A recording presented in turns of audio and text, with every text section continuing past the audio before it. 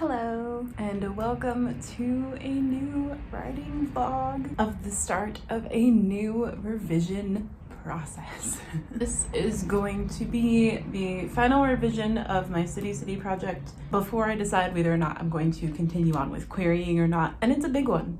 There is a lot to do. I'm going to be doing last minute character and plot changes, and I am going to be doing a line edit all in the same revision. We'll see how this goes. Today is May 13th, and today was the deadline for all of my beta reader feedback for the third round of beta readers. That is a combination of people that are reading it for the first time and people who are looking at it again from rounds 1 and 2 to see if changes I've made from past beta reader feedback worked out. It's a lot. I have printed out a physical copy of this project. My goal is to finish doing edits with a red pen inside the physical copy by maybe the end of June, like June 30ish, and then I'm going to start transferring all of those edits made in the physical copy into an actual document for Camp Nano in July. We will see if it happens. It's okay if I don't make it because life can happen, but it's a very loose goal and it's what I'm aiming for, but I'm not beating myself up if I don't get it. And today I'm going to start the process of the physical copy.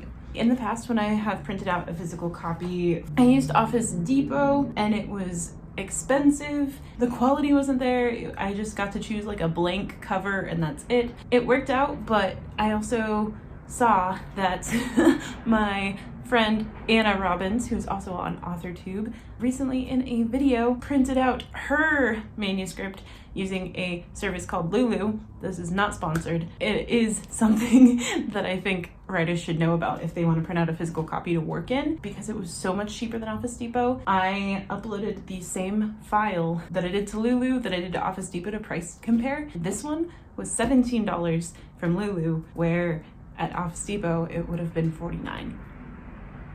So take that as what you will. And I got to choose a cute little cover. I could have designed my own if I knew how to do that. I tried to figure out the dimensions of it for Canva and I didn't get it first try and was like, fuck it, and I gave up. And then I just used one of the ones that are like pre-made on Lulu's website. So it just says my project title and my name, and it's, I don't know, it's kind of cool to actually have my name on the cover. I'm gonna stop talking and I am going to show you guys this physical copy. She's chonky. So this is it. It's City by Caitlin Asche, and on the front it's just the pre-made one, and on the back it's just blank and gray. I couldn't figure out the formatting of the paperback size, but I did decide that even though I couldn't figure out the formatting, I wanted to do a full size because what I'm doing is writing down all the beta reader feedback in this copy as well as making the line edits in it as well, and I wanted to have a lot of space to write things down in.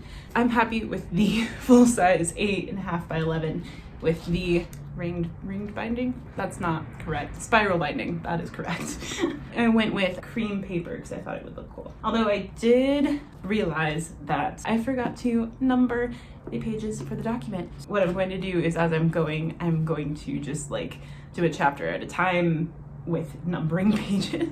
So my plan, this first read through, instead of going and breaking up the book into like 4 or 5 different sections like I have in the past with beta reader feedback, what I have done in the past is each section that I sent to my beta readers, I would read myself, take notes myself with that, and then I went through all my beta reader feedback for that section and take down all of those notes, and then I would move on to the next section. So I'm going to do something similar here, but this time I'm going to go chapter by chapter. So I'm going to read the chapter myself while taking notes, and then I'm going to look at all my beta reader feedback for that chapter. If I find something that's relevant to that chapter in the surveys that I took, I will put it in that. And I'm also going to be numbering the pages of each chapter as I finish each chapter too. So that is what this first pass through with the physical copy is going to be. I'm not going to focus on the line editing just yet, just me reading it for the first time again, then comparing it to my beta reader feedback and inserting my beta reader feedback into the physical copy as well and writing that down. I actually have color-coded pens that I am going to designate for each beta reader. Beta reader 1 is going to be purple. Every feedback that they wrote in the document or in a survey is going to be this color. Beta reader 2 is going to be blue, and so on and so forth. The only thing I've done so far with starting it is I just wrote down the names of my beta readers in the different colors so that I know which beta reader is what color. I decided that I'm going to be red, because I like the symbology of me just tackling this with a red pen. Anything that's my notes is going to be red. I'm not changing anything. I'm just going to make notes as if I'm beta reading my own work. That's my plan. Today I'm going to get started and just tackle this thing, man. It's going to be a lot of work, but I'm looking forward to it. I'm excited to be like in a phase where I'm actually like, it's tangible again, because I've been doing some work for Project Industrial, and I feel like the like prep work stage is not really like something tangible that you can track. It's more just like brain dumping and like staring at the wall and like doing research and stuff, where this is like, I have a plan, I'm setting out this plan, and I know what I'm doing, and it's going to be good. I don't think I'm gonna get too far today into it, so it shouldn't be too much that I have to transfer. So yeah, I'm excited to dive in. Welcome to a new revision.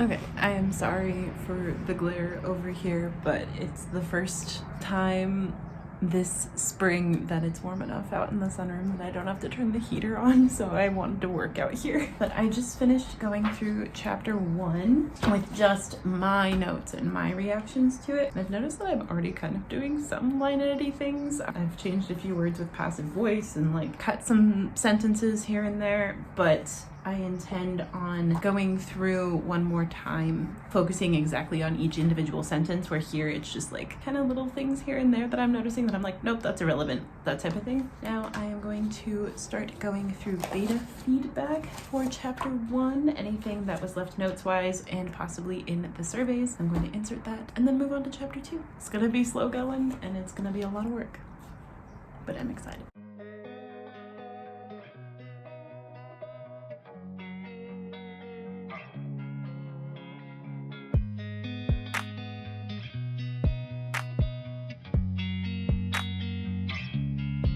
Hi! It's been a while since the last clip.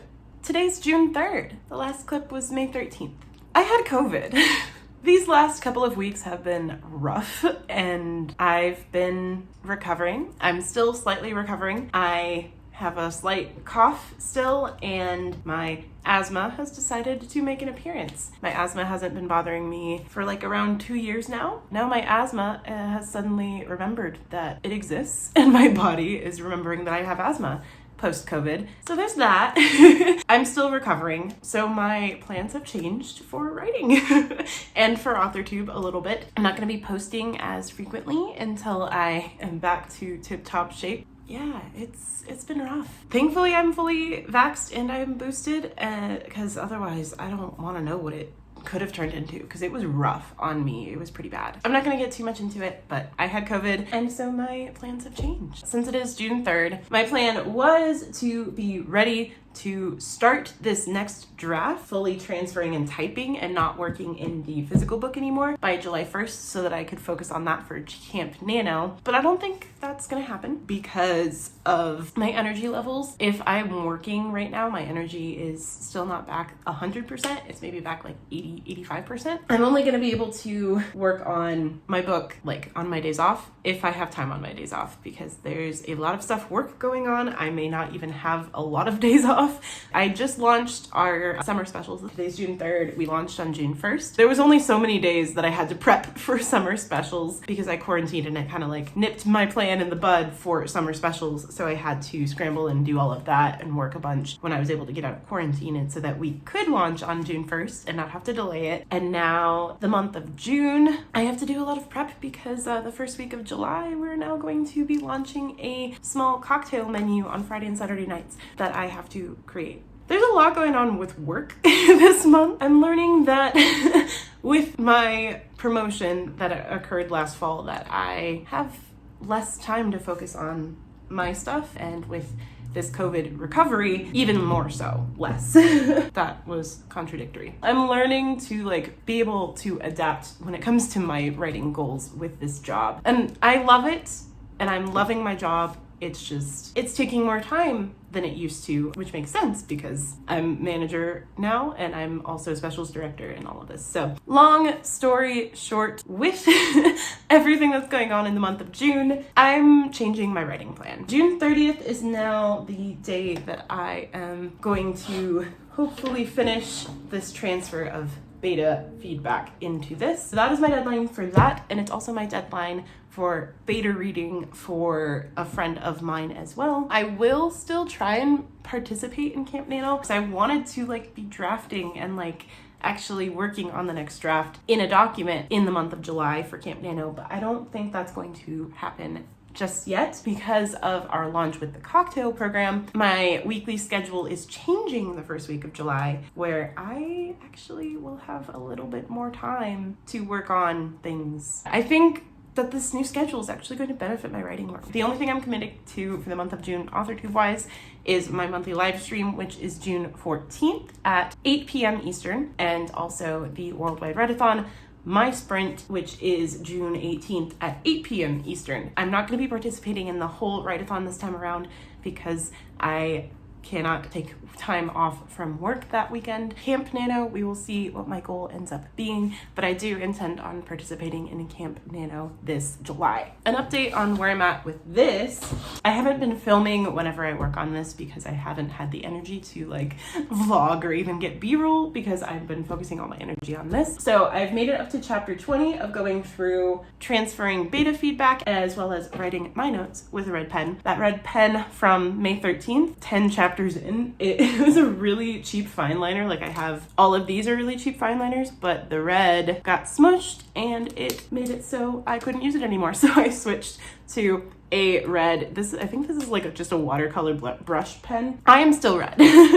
I'm tearing this thing apart. So far, there are 3 chapters where I'm going to have to rewrite, I have decided. And I've tore it apart, made a bunch of notes for myself, and based on beta feedback, there's definitely a lot of work to do in the first maybe like 10 chapters with creating more tension. There's just no tension in this like section of the book. I've been analyzing tension a little bit more in books that I'm reading that are published. For example, Scythe. I read Scythe and I read the second book in that trilogy, Thunderhead, both by Neil Shusterman. The first book I read in one sitting. I could not put it down, and it's because of the tension. There was this ticking time bomb plot of, you know, this thing is going to happen and you really want to find out the results of it, and the entire maybe like 80% of the book is anticipating that event that you knew was going to happen and you want to find out the results. So you keep reading because you want to find out. And the second book, I was struggling to get through it, and I realized that because of that, there was no like ticking time bomb plot element in the second book, so I wasn't invested as much as I was in the first book. I'm learning more and like analyzing more and noticing it more, I guess, how much tension there is in stories, realizing that I need to have more tension in the first half of this book. This next draft, I'm focusing on amping up the tension in the first half, because the second half of the book I've gotten really good praise on. I do kind of agree that I think the second half is the strongest part of the book. The first half is sluggy. I'm also coming to the conclusion that I don't think this next draft is going to be query ready. And I know that was my plan, that I was going to query in like August, September-ish. I just don't think it's going to be ready. It still has potential. I can get it to the point where it will be query ready. I know that I did make a video a few months ago about imposter syndrome and self-doubt, about how I was debating whether or not I should completely shelve this project and then just move on. I don't think I'm going to do that, but it's not going to be query ready after this next draft. In my head, I was giving myself all these deadlines and being like, no, it has to be query ready by this certain point.